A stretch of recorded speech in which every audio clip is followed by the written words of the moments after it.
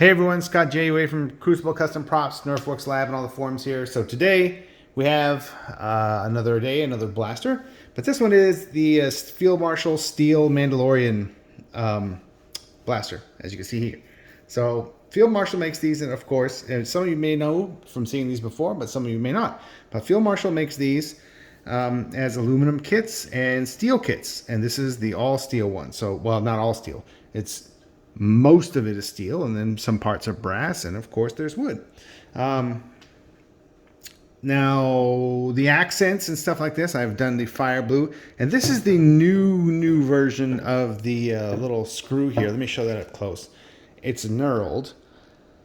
Now I think it's a season 2 thing. Season 2 has a promo picture of this knurled thing that looks more like the Bergman screw. So it's replicating that. Trying to see if you get fire bluing comes off here. It's fire blued all the sight pieces and everything. Don't know if that's coming off on camera. That piece is coming off really brilliantly. This piece came out a bit more purple. Each one of these comes out a little bit different. I'm not sure if they're all made from the same steel or not, but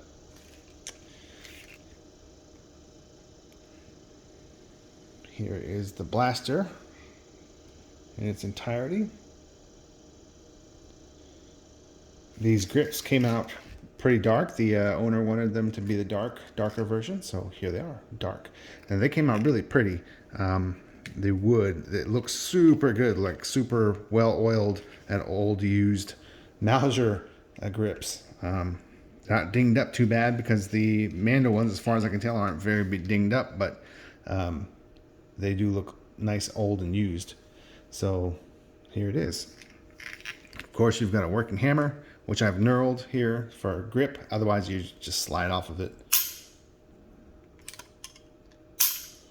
So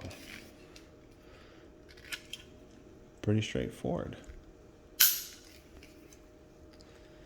But yeah, oh, and so this cap is bright on the season 2 one because we see a picture of it. But and I'm pretty sure it's probably the same as on the season 1 as well. But anyway, here it is. So very cool, nice weight, heavy.